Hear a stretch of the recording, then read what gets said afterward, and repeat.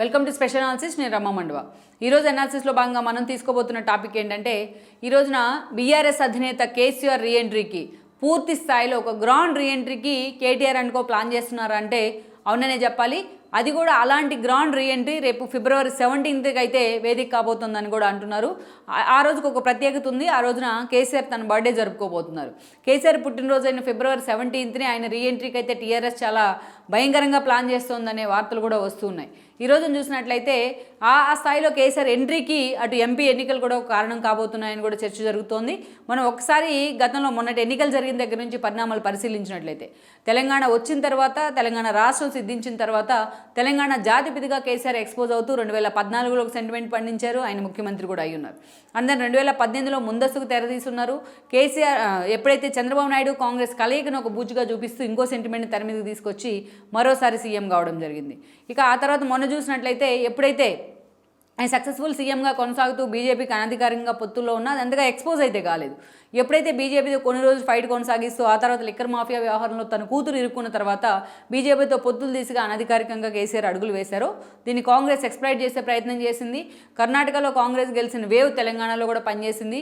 KCR BJP ఒకటే అన్న నినాదాన్ని కాంగ్రెస్ బలంగా జనంలోకి తీసుకెళ్ళింది. ఈ క్రమంలోనే 10 ఏళ్ల యాంటీ ఇన్కంబెన్సీ కావచ్చు, ఈ క్రమంలోనే కాంగ్రెస్ అధికారంలోకి వచ్చింది. ఈ రోజున కేసీఆర్ ఇంటికే పరిమితమయ్యారు. అయితే తను గెలిచిన కాంగ్రెస్ పార్టీ గెలిచి రేవంత్ ముఖ్యమంత్రిగా బాధ్యతలు స్వీకరిస్తారన్న వార్తలు వస్తున్న సమయంలోనే కనీసం గవర్నర్ దగ్గరికి కూడా వెళ్లకుండా తన ఓఎస్డీతోని కేసీఆర్ రాజీనామా లేఖను పంపించడం కానీ, అటునుంచి అంటే తన భద్రతా సిబ్బందిని వదిలేసి ఫామ్ హౌస్కి వెళ్ళడం కానీ చాలా హడావిడిగా జరిగాయి. అదే స్థాయిలో ఆయన మీద విమర్శలు కూడా వచ్చాయి. కనీసం ప్రొసీజర్ కూడా ఫాలో అవటం లేదనే ఒక విమర్శలు కూడా వచ్చాయి. ఇక ఆ తర్వాత అదే రోజు ఆయన బాత్రూంలో కాల్జారి పడటం జరిగింది ఫామ్ హౌస్లో. అక్కడి నుంచి ఆయన యశోద హాస్పిటల్కి వెళ్ళడం, సర్జరీ జరగడం, రేవంత్ దగ్గర నుంచి చంద్రబాబు నాయుడు దాకా చాలామంది ఆయన పరామర్శించడం మనం చూసాం. ఇక ఆ తర్వాత ఆయన నందినగర్లోని ప్రజెంట్ తన ఇంట్లో రెస్ట్ తీసుకుంటూ ఉన్నారు. అయితే కేసీఆర్ ఎప్పుడు బయటకు వస్తారా, ఎప్పుడు పార్టీ క్యాడర్కు ధైర్యం నింపుతారా అన్న ఒక డైలమా అయితే జనంలో ఉంది. పార్టీ క్యాడర్లో పర్టికులర్గా ఉంది. రేవంత్ రెడ్డి ప్రభుత్వాన్ని కనీసం హనీమూన్ పీరియడ్ ఇవ్వకుండానే ఆ స్థాయిలో హరీష్ అండ్ కేటీఆర్ టార్గెట్ చేస్తున్నారు విమర్శలు కూడా ఉన్నాయి. అయితే కేసీఆర్ హరీష్ కంటే కూడా ఈరోజు కేటీఆర్ అండ్ హరీష్ కంటే కేసీఆర్ లాంటి వాళ్ళు బయటకు వచ్చి ఏం చెప్తారా అన్న ఒక ఆతృత, ఒక ఆసక్తి అయితే పార్టీ క్యాడర్లో ఉంది. అయితే ఇటీవల మనం చూసినట్లయితే అప్పుడు పడి రెస్ట్ తీసుకుంటున్న కారణంగా కేసీఆర్ తన ప్రమాణ స్వీకారానికి అయితే వెళ్ళలేకపోయి ఉన్నారు అటు అసెంబ్లీ సమావేశాలకు. ఈ కారణంతోనే లేటెస్ట్గా అసెంబ్లీ కార్యదర్శి సమక్షంలో ఆయన బెంజ్ కారులో వచ్చి మరీ ఆయన కాళ్ళు క్రచెస్ పట్టుకొని వచ్చి మరీ కూడా తను ఎమ్మెల్యేగా ప్రమాణ స్వీకారం కూడా చేస్తున్నారు. ఇక ఈ నెలలో ఫిబ్రవరి 17న కేసీఆర్ బర్త్డే జరుపుకుంటూ పోతున్నారు. సో ఆ బర్త్డేకి కేసీఆర్ గ్రాండ్ రీఎంట్రీ పేరుతో ఒక ప్రోగ్రామ్కి అయితే బీఆర్ఎస్ ప్లాన్ చేస్తోంది. ఇక్కడ మనం చూసినట్లయితే పూర్తి స్థాయిలో ఆ రోజున పార్టీకి సంబంధించి ఒక విస్తృత స్థాయి సమావేశాన్ని నిర్వహించడంతో పాటు రాష్ట్ర వ్యాప్తంగా అన్ని కాన్స్టిట్యున్సీల్లో కేసీఆర్ బర్త్డే వేడుకలు జరపాలంటూ కూడా వాళ్ళ అభిమానులకు బీఆర్ఎస్ పిలుపునివ్వబోతోంది. ఇంకా అదే స్థాయిలో కేసీఆర్తో ఆ రోజున పూర్తి స్థాయిలో ఒక సమావేశం కానీ, అదేవిధంగా ఒక ప్రెస్ మీట్ కానీ పెట్టించి పార్టీ క్యాడర్కి ఒక మెసేజ్ ఇప్పించే ప్రయత్నం చేయాలని కూడా అటు కేటీఆర్ అండ్ హరీష్ రావులు స్కెచ్ వేస్తున్నారని చర్చ జరుగుతోంది.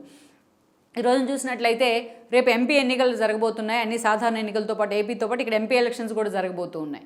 సో ఈ ఎంపీ ఎలక్షన్స్లో అసలు బీఆర్ఎస్ వైపు నుంచి ఎక్కడి నుంచి ఏ అభ్యర్థి నిలబడతారు అనే దాని మీద ఇంతవరకు పూర్తి స్థాయిలో ఒక కసరత్తు కూడా ప్రారంభం కాలేదనుకోవాలి. ఆ ఓటమిని డైజెస్ట్ చేసుకోలేక పూర్తి స్థాయిలో సైలెంట్ అవుతూ ఉన్నారు కేసీఆర్. అలాంటి సిచ్యువేషన్ నుంచి ఆ ఎంపీ ఎలక్షన్స్ కోసం కేసీఆర్ని త్రూ కేసీఆర్ ద్వారా పార్టీ క్యాడర్లో ఒక ధైర్యం నింపాలంటే ఈరోజు కేసీఆర్కి ఒక గ్రాండ్ ఎంట్రీ పూర్తి స్థాయిలో గతంలో ఎలాగైతే కేసీఆర్ ఉంటూ వచ్చారో సీఎంగా ఉన్నప్పుడు అదే స్థాయిలో ఆయన గ్రాండ్ ఎంట్రీకి ప్లాన్ చేయాలని ఈరోజు బీఆర్ఎస్ అధిష్టానం లెక్కలు కడుతూ వస్తుంది. దానికి ఇప్పటికే కేసీఆర్ కూడా గ్రీన్ సిగ్నల్ ఇచ్చినట్టయితే ప్రచారం జరుగుతోంది. మరి సో ఈ మొత్తం వ్యవహారానికి ఫిబ్రవరి 17th అయితే వేదిక కాబోతోందని కూడా అంటున్నారు.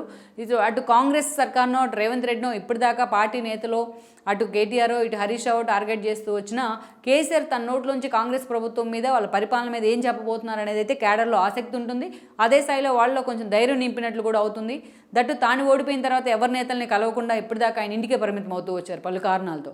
సో అటు పార్టీ క్యాడర్తోనూ పార్టీ నేతలతోనూ కూడా ఆయన భేటీ అయినట్లుంటుంది. పార్టీ క్యాడర్ కూడా రేపటి ఎంపీ ఎన్నికలకు వాళ్ళని సిద్ధం చేసినట్లు అవుతుంది.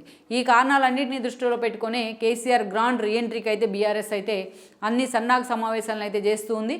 మరి లెట్స్ సీ కేసీఆర్ మళ్ళా గతంలో లాగే పూర్తి స్థాయిలో రీవ్యాంప్ అయి జనం ముందుకు వస్తారా, లేకపోతే తాను ఓటమి పాలైన తర్వాత ఫామ్ హౌస్కే పరిమితమైనట్టు అలాగే తను కంటిన్యూ చేస్తారనే అంశం కూడా మనం చూడాల్సి ఉంది. ఈ వీడియో మీకు నచ్చినట్లయితే please share, like and subscribe R24 Telugu.